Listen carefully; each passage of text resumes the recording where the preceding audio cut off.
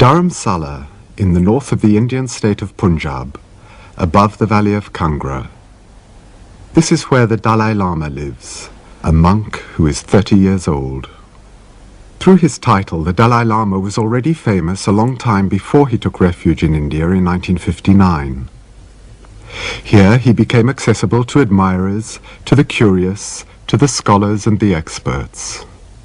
Remote successor of the former Tsongkhapa, recognized as the chief political figure in Tibet by the Mongol emperors, labeled as a living god by journalists the world over, considered to be the reincarnation of the Bodhisattva Avalokiteshvara, the 14th Dalai Lama, for all the Tibetan refugees, is the living symbol of their lost country and their religion which will never be lost. But this sovereign, for whom their devotion extends to collecting the dust upon which his holy feet tread, this head of state in exile, more famous than many of the prime ministers of powerful countries, is not a king, not an emperor, not a dictator, nor the head of a political party, but a Buddhist monk who submits to all the monastic rules of the sutras, including celibacy and chastity.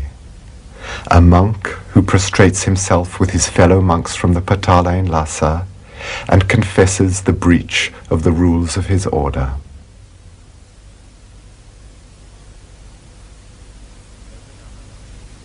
Although the Dalai Lama is very learned, as were the 5th and the 13th Dalai Lamas before him, he is not simply a master transmitting initiatic teachings to a handful of disciples. To the Tibetans, he is more than this, much more.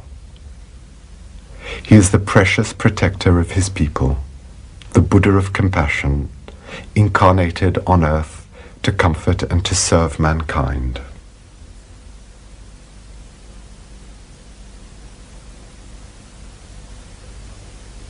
After 7 months living with the yogis, the monks, and the lamas of different Tibetan orders, I am deeply convinced that the Tibetan Tantric Buddhism, as it appears in 1966 in India and in Sikkim, deserves the celebrity it has gained.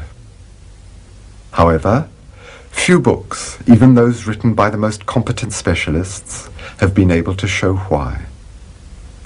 Because according to the Tibetan masters, the teachings, or the transmission of their tantric and yogic knowledge, is only conceivable within the relationship between a master and disciple, with all the restrictions that this entails, and the whole background of mysticism that is implied.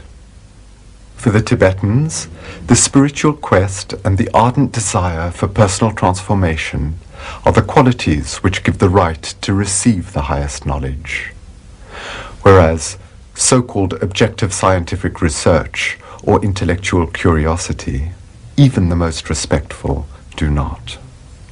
The Tibetan refugee monks have a keen sense of dignity. They loathe begging, and they loathe selling themselves or their spiritual heritage. Their mantra, symbolic sounds, and mandala, sacred visual symbols, cannot be handed out indiscriminately, and they won't sell their yogic exercises in the marketplace simply to obtain financial support. It seems that the safeguard of this spiritual heritage is the greatest concern of the Dalai Lama, this exiled sovereign, this monk in prayer.